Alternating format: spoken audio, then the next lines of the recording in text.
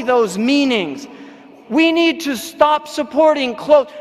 You know, I get now, my clothes are made. I have a tailor who prays 5 prayers in the masjid.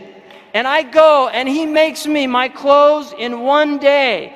And I know that the garments are actually fair trade garments.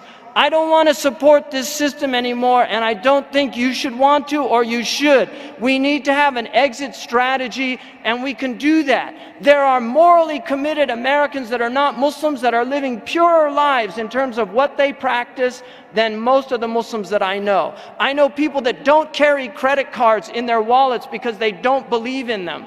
Non-Muslim peoples that are doing this, they will not carry credit cards. I met a Catholic who was so committed to the idea of not having usury. And she felt, and she actually engaged the Muslims, and she said, I was so deeply disappointed because when I found out Muslims, like the Catholics of old, before 1832, Muslims also maintained the prohibition of usury, but still, unlike the Catholics, still adhered to it. And she said, when I went to try to create a group of people that could work together to get out of the usurious system. We should have our own credit cards. We can do this. Muslims can have their own credit cards. We need to have our own banks.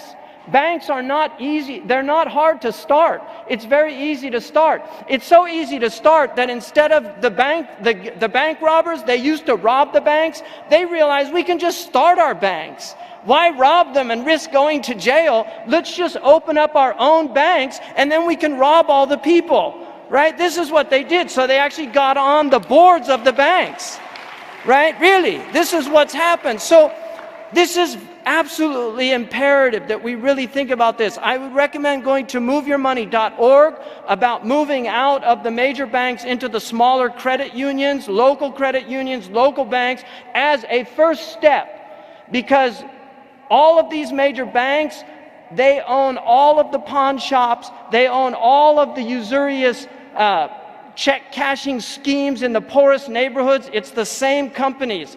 You should look at the documentary Maxed Out and see what they do. It's sinister what they do. And they destroy your credit scores because they want you to have low credit scores. So if you miss one payment, you get knocked down on your credit score because they want you to pay more interest. It's all a game, it's a scheme. And people have been really, unfortunately, they've become victims, but it's because of our lack of vigilance. It's our lack of vigilance. So this is, I really feel this is absolutely necessary that we become part of the solution and not part of the problem. But we have to do it with real moral commitment.